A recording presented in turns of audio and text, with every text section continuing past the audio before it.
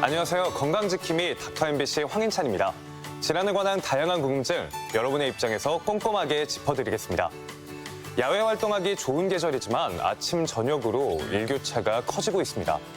그래서 요즘처럼 기온이 낮아지는 시기에는 체내 혈관이 수축하고 혈압이 상승하기 때문에 뇌졸중 환자가 많이 발생하는데요. 뇌에 공급돼야 할 산소나 영양소들이 부족해지며 문제를 일으키는 뇌졸중은 신속한 발견과 치료뿐만 아니라 평소에 미리 예방하는 것이 무엇보다 중요하다고 하는데요.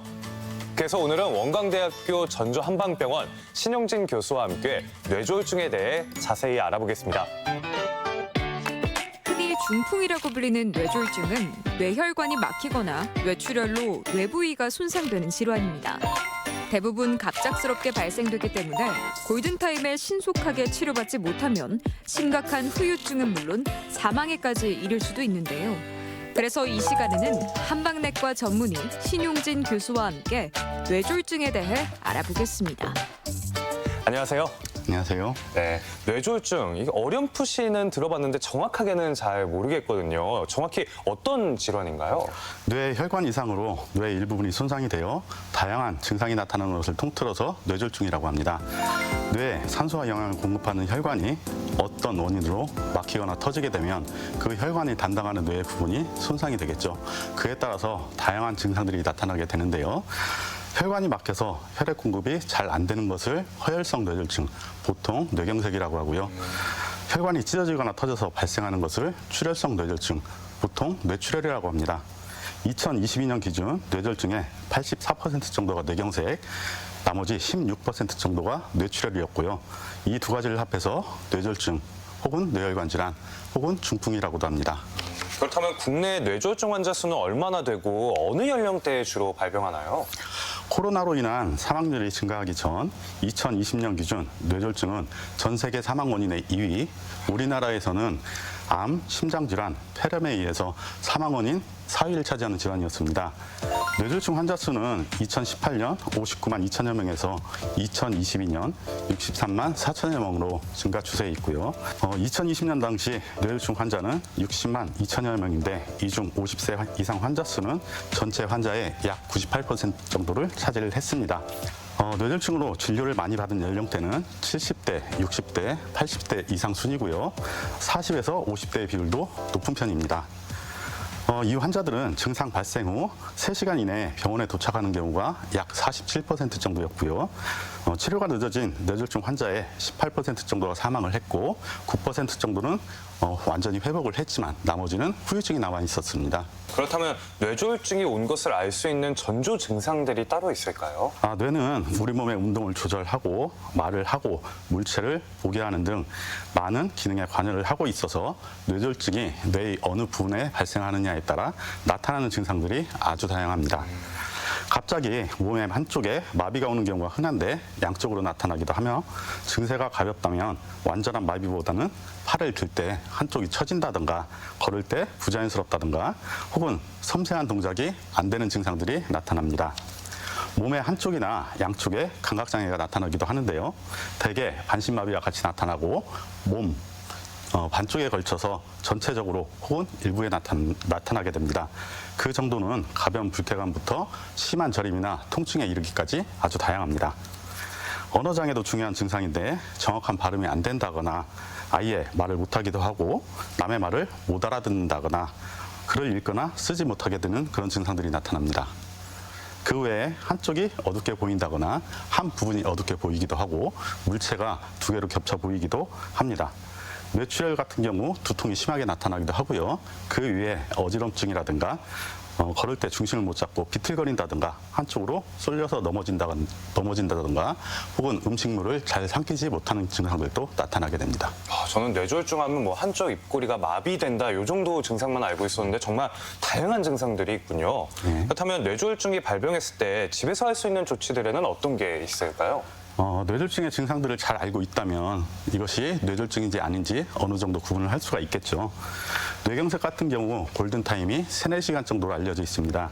따라서 뇌졸중이 의심된다면 가장 중요한 응급처치는 119를 불러서 가능한 한 빨리 뇌졸중을 치료할 수 있는 병원으로 옮기는 것입니다. 만약 이송을 기다리는 동안 뇌출혈 등의 이유로 환자의 의식이 없다면 호흡곤란이 일어날 수도 있고 구토가 있다면 토사물로 인해서 기도를 막기도 하고 그로 인해서 흡인성 폐렴이 발생을 할 수도 있습니다. 이런 경우에는 환자를 옆으로 눕힌다거나 고개를 옆으로 젖혀서 토사물을 제거한다든가 해서 기도를 유지하는 것이 필요할 수도 있습니다. 증상이 가볍다고 다음날 병원에 간다거나 물을 먹인다거나 혹은 충격을 주어서 정신을 차리게 하는 그런 행동은 하시면 안 됩니다. 안정을 취하고 즉시 병원에 가는 것이 무엇보다 중요하게 느껴지는데요. 뇌졸중에는 뇌출혈과 뇌경색이 있다고 아까 언급해 주셨는데 뇌경색부터 알아보겠습니다. 뇌경색은 왜 생기는 걸까요? 뇌경색은 뇌혈관이 막혀서 발생을 합니다. 막히는 원인에는 색전, 혈전이 있습니다. 쉽게 말해서 색전은 다른 곳에서 생긴 찌꺼기, 혈전이 돌아다니다가 혈관을 막는 것이고요. 혈전은 한 곳에서 찌꺼기가 쌓여서 혈관이 좁아지다가 막히는 것으로 생각을 하시면 됩니다. 보통 색전이 원인인 경우에는 심장에서 생긴 혈전이 돌아다니다가 뇌혈관을 막는 것이고요. 혈전에 의한 뇌경색은 혈관의 안쪽에서 죽상경화가 일어나고 이것이 비대해져서 혈관이 좁아져서 막힌다거나 혹은 이런 비대해진 곳에 찌꺼기가 쌓여서 막히게 됩니다.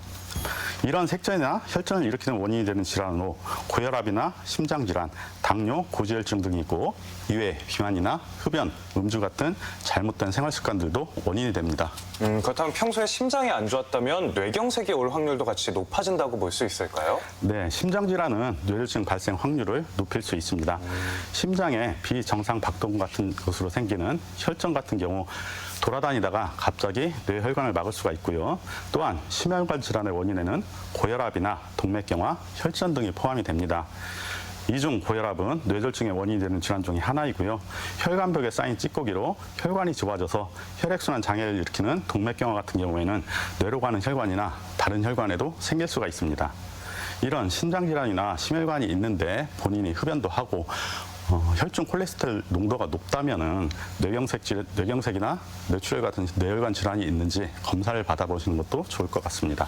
그렇다면 뇌경색은 어떻게 치료를 할 수 있는지도 궁금합니다. 뇌경색은 뇌영상이나 뇌혈관 영상으로 진단을 합니다. 뇌경색도 가능한 한 빠른 시간 내에 치료하는 것이 중요하고요. 최초로 증상이 나타난 후 병원에 도착하기까지 걸리는 시간이 추후의 경과에 커다란 영향을 미칩니다. 뇌혈관이 막혀서 반신마비나 언어장애 같은 증상이 발생했다고 하더라도 모든 뇌세포가 한 번에 다 손상받는 것은 아닙니다. 손상받은 부위 주변에 뇌세포들은 어느 정도 살아날 가능성이 있기 때문에 빠른 대처로 막혔던 혈관의 혈전을 녹인다거나 혈전을 없애준다면 뇌혈류가 다시 회복이 되고 그 막혔던 주변의 뇌세포들이 다시 살아나면서 기능이 어느 정도 회복이 될 수 있습니다. 그 이유라면 혈전이 생기지 않게 약을 쓴다거나 뇌를 보호하는 약을 쓰기도 하는데 이러한 치료는 환자의 상태에 따라서 의료진이 신중하게 결정을 할 것입니다. 네, 다음으로는 뇌출혈에 대해서 알아보겠습니다. 뇌출혈, 우선 이게 왜 생기는 걸까요? 뇌출혈은 혈관벽이 터져서 발생을 합니다. 대부분 고혈압이 지속되면 혈관벽의 탄력이 떨어지고요. 괴사되는 부분이 생기기도 하는데 그 부분이 작은 동맥류가 된 후에 이것이 파열되기도 하고 높은 혈압을 견디지 못한 혈관이 터지면서 뇌출혈이 발생을 하게 됩니다. 마치 고무호스를 막고 물을 세게 틀면 호스가 터져버리는 것과 비슷하다고 생각을 하시면 됩니다.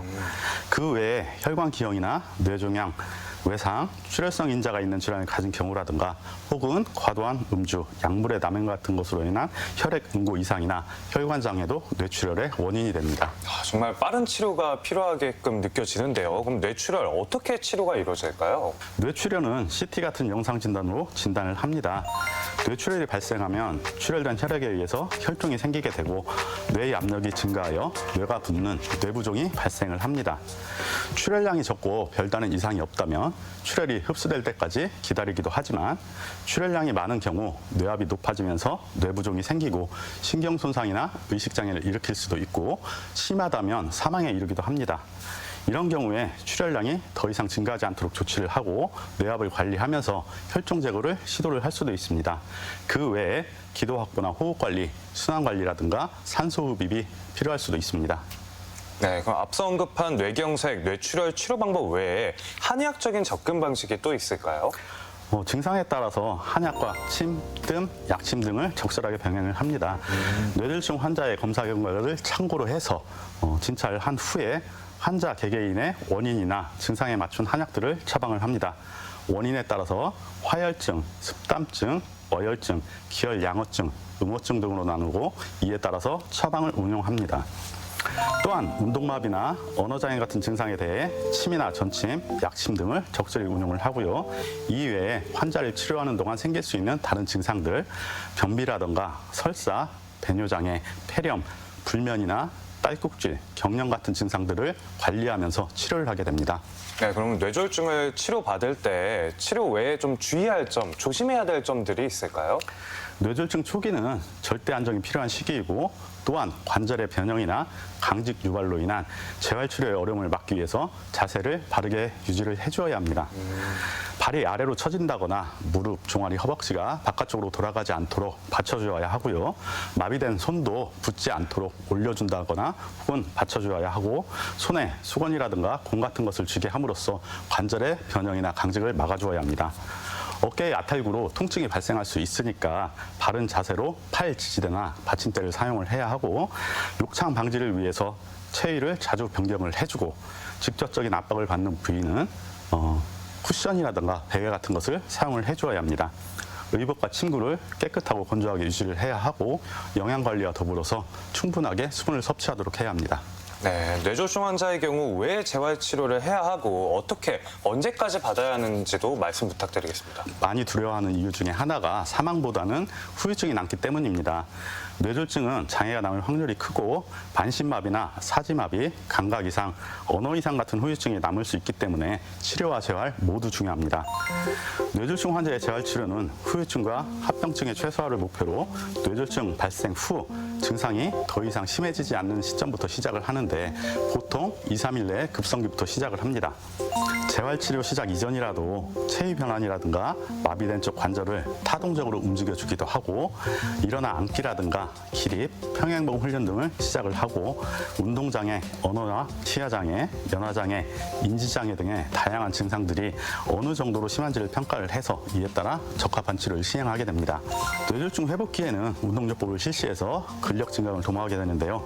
마비된 팔, 다리 관절들을 굴신이나 내외전, 회전 등을 시켜줌으로써 기혈의 순행을 증진시키고 기력을 증가시킵니다.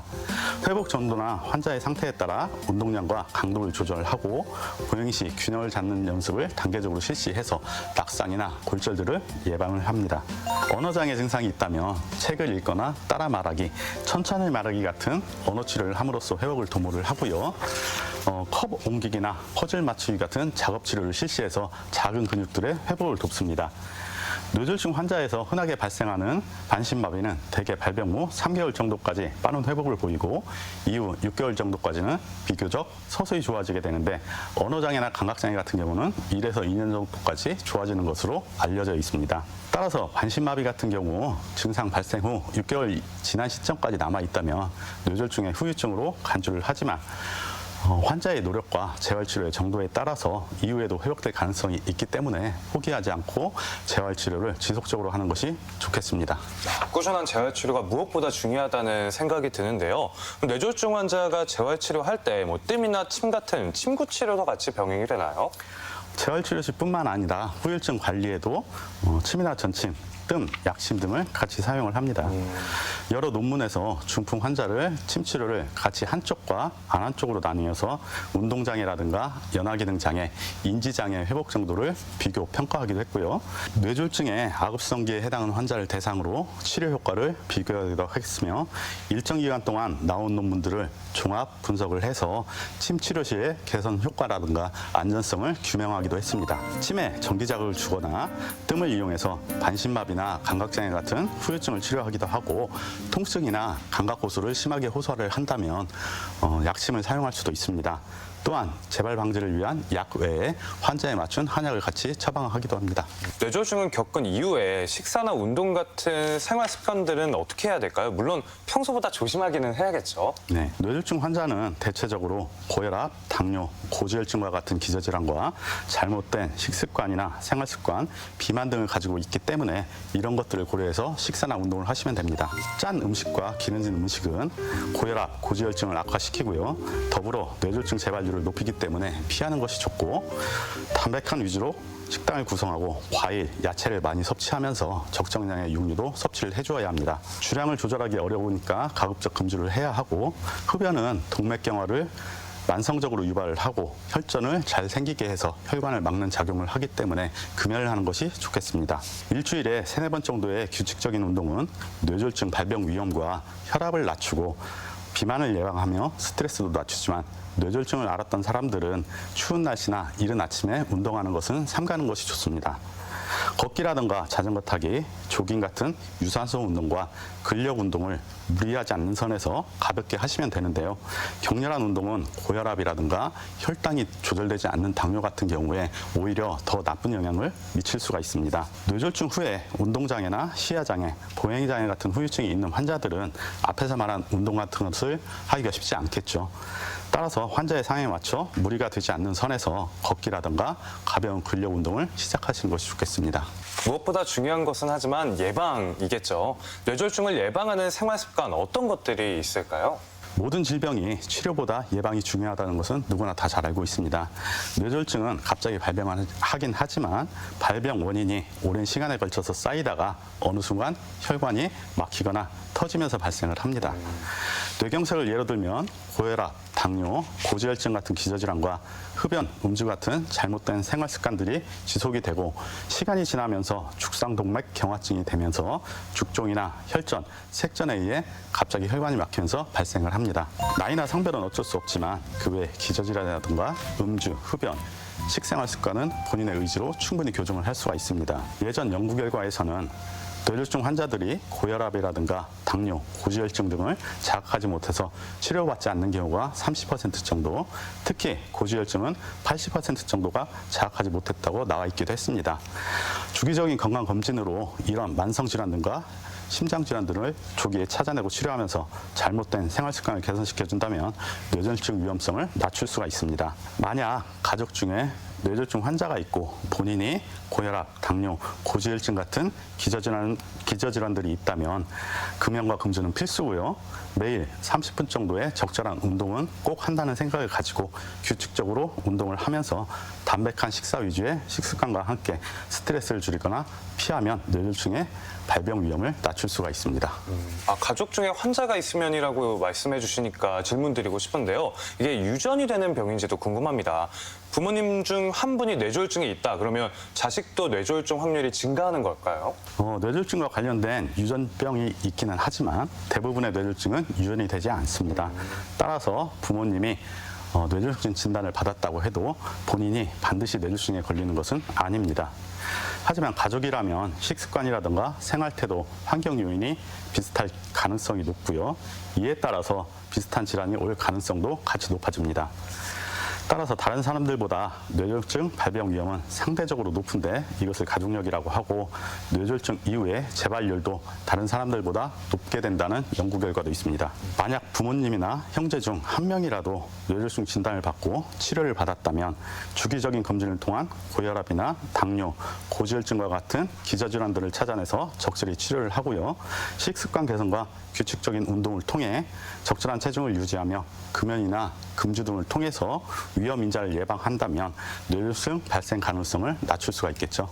주변에서 보면 뇌졸중 증상이 나타났다가 바로 회복되는 경우를 본 적이 있습니다. 이 경우에는 다시 병원에 방문을 해봐야 되는 걸까요? 갑자기 운동장애나 감각장애, 시야장애, 실어증 등이 나타났다가 좋아지는 경우가 종종 있습니다.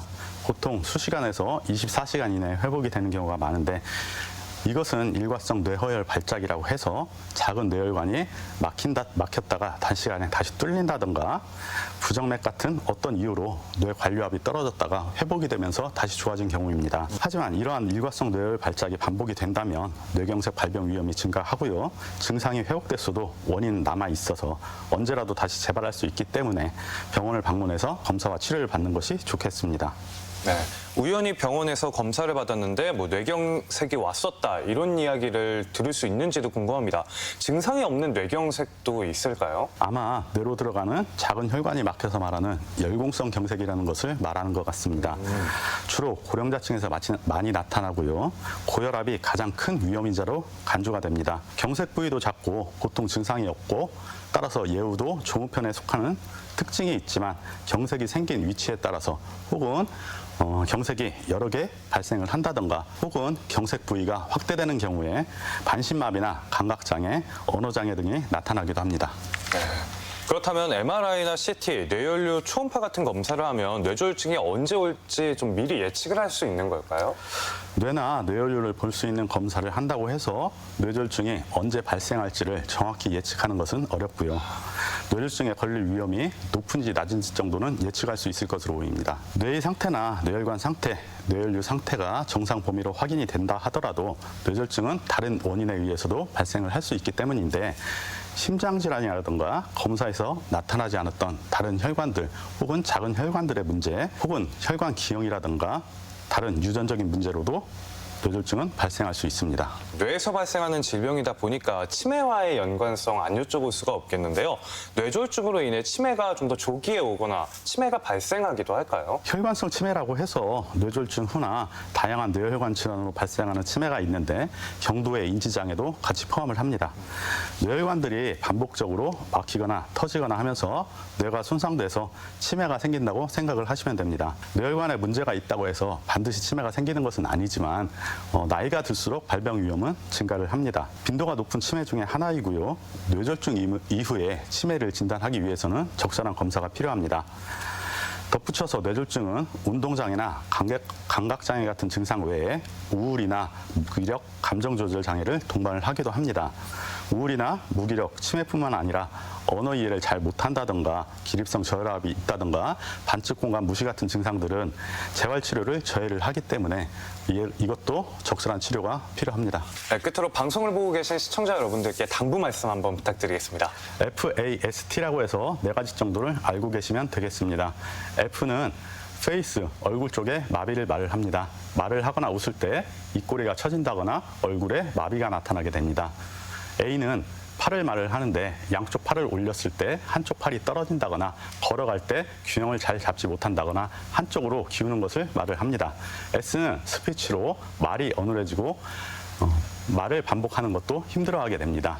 T는 시간입니다. 이러한 증상들이 나타난다면 3-4시간 안에 즉각적으로 병원을 방문해서 치료와 검사를 받으셔야 합니다. 네, 이 시간에는 한방내과 전문의 신용진 교수와 함께 뇌졸중에 대해 자세히 알아봤습니다. 오늘 말씀 고맙습니다. 고맙습니다.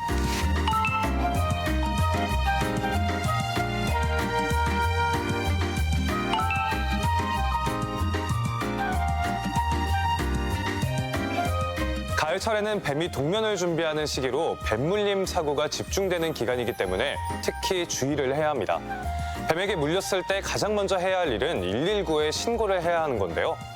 그리고 뱀에게 물렸을 때 상처를 입으로 빨아내는 행위는 절대 해서는 안 되며 뱀의 종류에 따라 조치법이 다르기 때문에 민간요법 등 섣부른 대처를 해서는 절대 안 됩니다. 또 뱀이 자주 출몰하는 수풀이 우거진 곳을 지날 때는 긴 옷이나 발목까지 덮어주는 신발, 장갑 등 보호 장비를 꼭 착용하는 것이 좋다고 하니까 기억하시길 바랍니다. 그리고 이 밖에 건강과 관련해 궁금증이 있다면 전주 MBC 홈페이지에 질문 남겨주시기 바랍니다. 닥터 MBC가 여러분의 궁금증을 풀어드리겠습니다. 저희가 준비한 소식은 여기까지입니다. 다음 주 이 시간에 다시 찾아뵙겠습니다. 고맙습니다.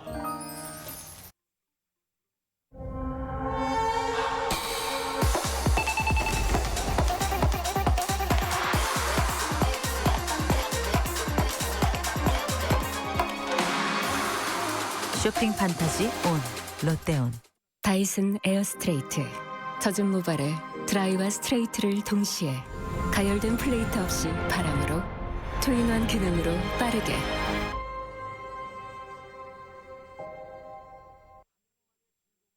볼보 티맵 인포테인먼트 서비스 2.0. 하루의 시작을 챙겨주고 어제보다 선선하겠어요. 주유 예약은 손쉽게, 자동으로 결제까지 간편하게. 다양한 관심 앱들을 만나고 운전 중에도 독서를 즐길 수 있어요. 편리한 OTA 업데이트로 오늘을 언제나 새롭게. 주행의 변화를 넘어 일상의 변화로. Volvo.